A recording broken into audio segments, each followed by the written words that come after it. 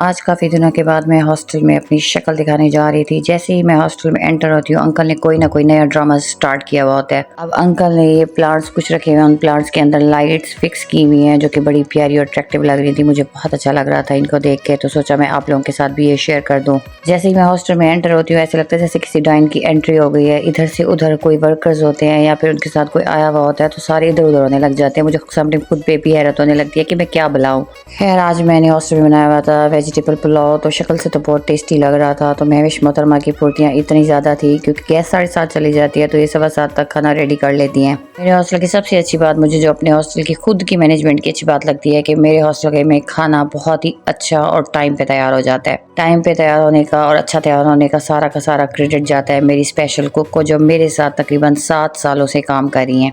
और ये nature wise भी इतनी अच्छी हैं, और जब भी कभी भी इनको पर्सनल प्रॉब्लम होती है, छुट्टी करने से पहले मेरे से परमिशन लेती हैं, चाहे जितनी भी बड़ी प्रॉब्लम हो, फिर जाके ये छुट्टी करती हैं। खैर, यहाँ पे मैं जब भी आती हूँ तो पूरे हॉस्टल का राउंड लेती हूँ। ये रूम मैंने अपने बैठने के लिए बनाया हुआ है, लेकिन खैर लड़की के पास तो मैंने अब अपनी सिटिंग यहाँ पे करनी होती है। इस मोहतरमा को देख के मैं हैरान रह गई कि मैंने पूरे 2 सालों में इसको पढ़ते हुए नहीं देखा। तो आज मैडम के हाथ में बुक्स थी, तो मैंने पूछा आज ये करिश्मा कैसे, तो कहती हैं कि मेरे पेपर्स है।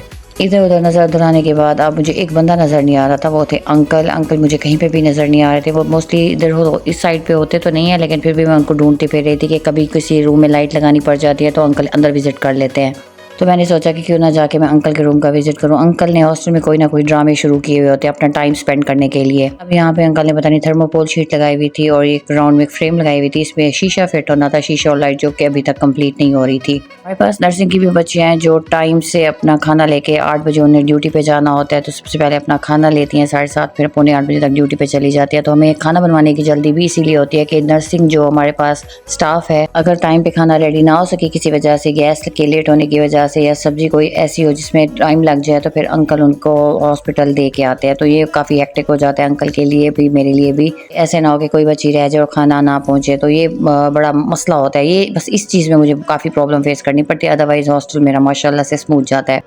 सारी चीज़ें अपनी जगह पे ठीक चल रही थी, लेकिन मुझे चस नहीं आ रही थी क्योंकि मैंने अंकल जो कि मेरे फादर की जगह पे है, उनकी मैंने अभी तक शक्ल नहीं देखी। और मैं उनसे पूछे जा रही थी कि कहीं बीमार तो नहीं होगी, क्योंकि जब भी अंकल बीमार होते तो बड़े मुश्किल से हैं, लेकिन जब हो जाए तो बस फिर खुदा ही हाफिज़ है उनका। तो यहाँ पे जैसे ही मैं किचन में खड़ी थी तो मुझे अंकल की आवाज़ आई थी कि बाहर है। मैंने शुक्र खुदा का पढ़ा कि मौलवी नज़र आया। सर पे रुमाल ऐसे डाला हुआ था जैसे बहुत सर्दी हो। मैंने इनसे पूछा कि बाहर लोग गर्मी से मरे, आपने सर क्यों ढांपा? तो मुझे कहते एक तो पता नहीं होता, फिर बोलती भी फजूल है। मैं बाहर निकलता हूँ तो मेरा सर फटने लग जाता है गर्मी से, इसलिए मैं रुमाल रखता हूँ। और आपके मुँह में जो आता है आप बोली जाती है, बंदा पूछ लेता है डायरेक्ट, आप जो है उसका रिजल्ट ही निकाल देते हैं। खैर, यहाँ पे थोड़ी सी मेरी इंसल्ट हुई तो मुझे चस नहीं आई, तो मैंने महविश को कहा कि क्यों ना आप खाना दें, मैं रायता देती हूँ, आपकी हेल्प कर देती हूँ। सब लड़कियों को खाना देने के बाद बारी आई थी अंकल के हिस्से की। अंकल अपना खाना हमेशा फ्राई पैन में लेते हैं, मुझे इनकी ये लॉजिक समझ नहीं आती। आई थिंक वो लेट खाते हैं, तो बाद में मुझे लगता है गर्म करके आसानी से इसी फ्राई पैन में बैठ के खा लेते होंगे। मैं अंदर जाना चाह रही थी, लेकिन अंकल ने कहा कि बाहर ही रुके, मैं बाहर आके नेक्स्ट डे का मैं डिसाइड कर लेता हूँ, अंदर आने की आपको ज़रूरत नहीं है। एक बेइज्जती के बाद दूसरी बेइज्जती नाम लिए खड़ी थी। खैर, मैं सोच रही थी काफ़ी दिनों के बाद आई हूँ तो काफ़ी इज्जत होगी, लेकिन यहाँ पे तो इज्जत अफजाई हुए जा रही थी।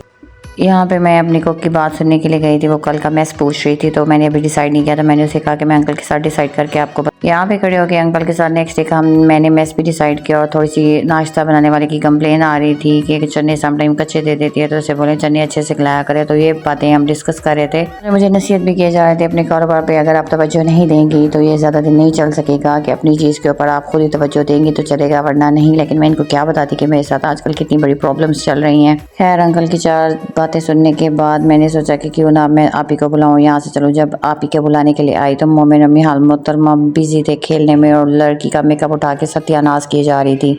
मैंने आप ही से कहा कि जल्दी से यहाँ से चलो, ऐसे ना हो लड़की आ जाए और हमें डंडा उठा के यहाँ से भगाए। जब निकलने लगती हूँ तो कोई ना कोई बच्ची आ जाती है, कोई कंप्लेन करने के लिए या कोई अपनी नई रोदात सुनाने के लिए। यहाँ पे मैं खड़े होकर उस बच्ची का मसला सुन रही थी कि विजिटर्स आती हैं तो आपका नंबर नहीं लगता आपसे बात करने के लिए, तो अपने नंबर को प्लीज़ ऑन रखा करें। अब भी मैं जाऊँगी अपने घर, और अब हम मिलेंगे नेक्स्ट व्लॉग में।